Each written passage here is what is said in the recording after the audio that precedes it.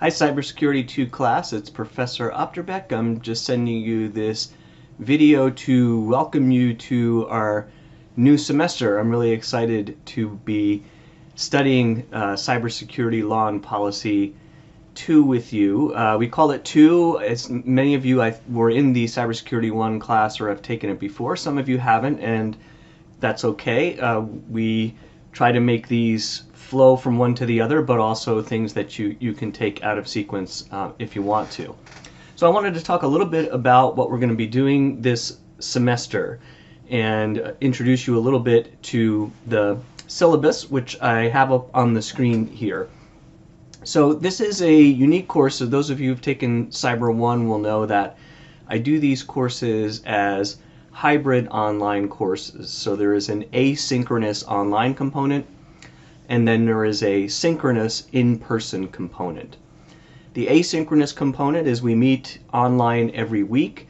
There are readings for the week. There are videos for the week. Some of those videos are myself doing lectures. Some of those videos, like for this week, are all external videos. There's a discussion forum during the week, and you are required to participate in the discussion forum. I'll talk about that in just a moment.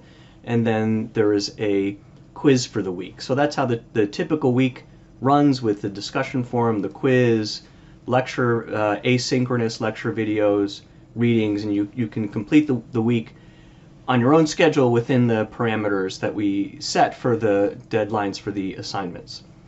The synchronous component are what I call summit meetings, and those meet on 3 different Saturday afternoons. And this semester our summit meetings are on February 12th, March 26th, and April 23rd, and those run from 1:15 to 7:15 in the afternoon. So yes, those are very long days, but I found that they really go by quickly, and they're actually pretty energizing. I bring in guest speakers. Some of the speakers are people who have written some of the materials that we read. Some are other people who work in industry or in government or in law firms. And it's designed to be interactive. Many of those speakers will be presenting materials about things that they're working on, but there's also opportunities for you to get to know them a little, to engage, to ask questions. In some of the parts of the summit meetings, I do a little lecture, or we have some interactive activities. In this part of the cybersecurity courses, the final summit meeting is actually reserved for you to participate in a tabletop exercise, and I will come back to that and explain that in just a moment. So the first 2 summits are the guest speakers and other activities, and the final summit is a tabletop exercise. The summits are required. They're part of your attendance. You have to be there for the full thing. So it's very important that you block off those times on your calendar. Right now, I am planning to hopefully do the summits with us in person. Last semester, I did the summits fully online, although synchronously. So I'm hoping that by the time of our first summit, kind of this current wave of COVID will be eased off, and we will be able to gather together in person. Obviously, we'll have to see how things go. If we're not able to gather in person, it's very easy for us to pivot to doing it live on Teams. In fact, most, if not all, of our guest speakers are from out of town, and they will be beaming in on Teams or Zoom or some other format, even if we are meeting together live. So anyway, just block it out on your schedule one way or the other, and we'll see how things go through the spring. So let me talk now a little bit about assignments and grades. As I mentioned, every week there is going to be, in the asynchronous online component, a discussion forum and a quiz that you need to participate in. So for the discussion forums, you have to post one substantive post in response to the prompt, and that post should be about 500 words. I'm not literally counting words. That's about a page, double spaced, but roughly 500 words. And then you need to post at least one substantive response to a classmate of about 250 words. So your initial post is due by the end of the day on Thursday. Your responsive post is due by the end of the day on Saturday. The quiz will be made available at the beginning of the week. The quizzes are 10 questions, true, false, multiple choice, fill in the blank, that sort of thing, entirely done through Blackboard. And you need to complete the quiz by the end of the day on Saturday of each week. So that's the schedule for those things, and you can see in the syllabus that the quizzes will be a total of 15% of your grade, and the discussion board posts will be a total of 15% of your grade. So that segment is a total of 30% of your grade.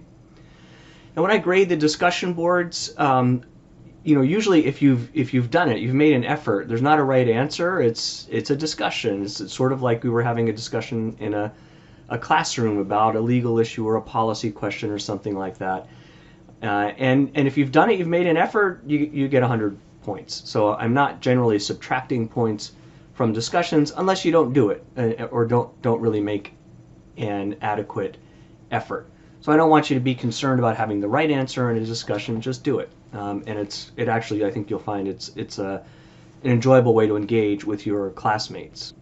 The quizzes, likewise, are not designed to be difficult. They test on some basic concepts that could be drawn from the lectures and from the readings, and what I'm really trying to do is just see that you've watched the videos and you've done the readings. So I expect that most of you, most of the time, will get all or most of the quiz answers right. If you're struggling with the quizzes, I'll see that, but also let me know, and we can talk about it. But again, that part of your grade is not really designed to be exceedingly difficult, and most people get full credit or close to full credit, so long as they're keeping up with the materials.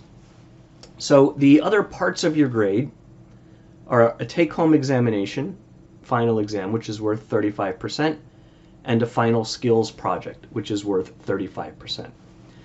So the take-home examination will be similar in format to the Cyber 1 exam if you've taken Cyber 1. If you haven't taken Cyber 1, I will make exams from this class available for you to look at. But basically, it's a one issue spotter type essay, and then 10 or 15 short answer questions. And one of the things that I find really interesting about cybersecurity law and policy, that some law students find a little frustrating sometimes, or some like it, it's not a defined doctrinal area that kind of flows easily from one thing to another. It's a bunch of different areas of law and policy that are broadly connected by this theme of internet governance and cybersecurity. You'll see early in the semester when we're talking about national security type issues that there are some substantive areas of law that lend themselves to an issue spotter type question. And you'll also see throughout the semester there are some discrete areas of law or discrete policy questions that lend themselves to short answer questions. I'll talk more about the exam later in the semester, but so you have a feel for that. The final skills project, I'm going to do this a little bit differently than I've done it in the past in this course, similar but a little bit different. We actually have a pretty good number of students this semester in the class, so I'm just going to tweak this a little bit. But the first half of the class, roughly, is about national security and U.S. policy on cyberspace. The second half of the class is really about compliance and compliance skills and ways of measuring and assessing risk in cyberspace, and the kinds of things that, as a lawyer or a compliance officer in a law firm or in a corporation or in government, you might be doing if you're doing this kind of work. And one of the things that people doing this kind of work will often engage in is running something called a tabletop exercise. And a tabletop is you get the subject matter experts from your organization in the room.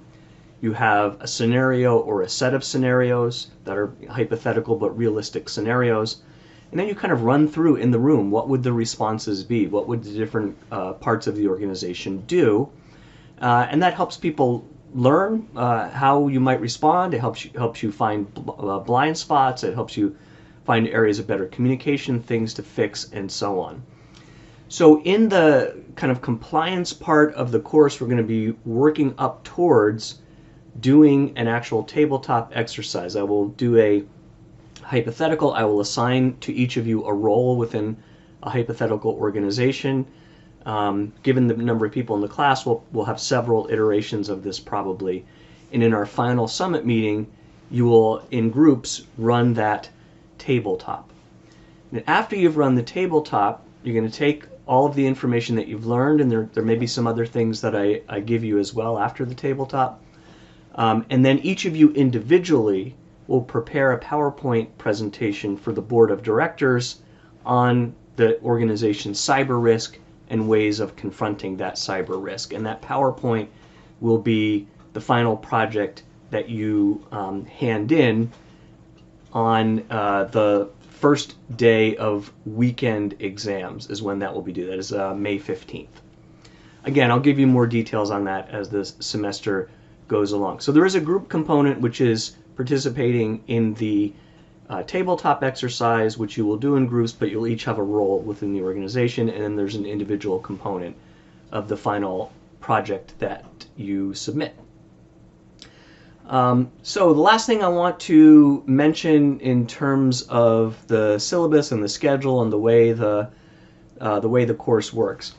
When we do the compliance pieces later in the semester, I'm going to ask you to try out some open source, some free and open source cyber forensics software.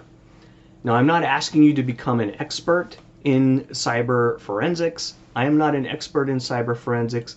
I do have 2 certified information privacy professional certifications, the CIP-US and the CIP-E, and I also have 2 cybersecurity certifications from an organization called GIAC. I was a history major. I wasn't a technologist, but I've been a technophile my whole life. I've learned sort of what I need to know to be able to do the kind of work that I do.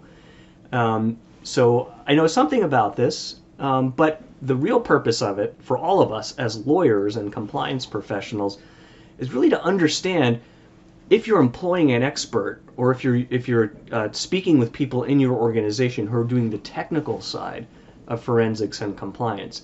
What are they doing? What kind of tools are they using? It's really helpful for you to have an exposure to it, and it's actually quite fun because you get to see a lot of stuff that is on whatever machine you're using. So there is a link to that on Blackboard. I want to ask you, even though we're not doing this for at least a month or so, get that stuff downloaded, get it installed, start to play with it a little bit. I find that most people with Windows machines don't have a problem. If you're using only a Mac, sometimes there's a little bit of a problem. And the sooner you sort of start to play with it, the sooner we can figure out if you're having issues and try and get all that to work for you. Okay, so that's what I wanted to introduce you to. The materials for the first week are available now on Blackboard. You will notice that we have one deviation from our usual schedule, which is in this beginning segment to kind of get us all acclimated and into the new semester. I'm actually stretching it out over 2 weeks. So ordinarily, everything is one week segments. This first segment of stuff, you have a little bit more time to get into the flow of things, digest it, and do some of your posts. And you'll see that in this first week, we're starting to talk about U.S. national government policy, national security policy, and military policy in cyberspace. So if you have any questions, send me a note, and otherwise I will see you online.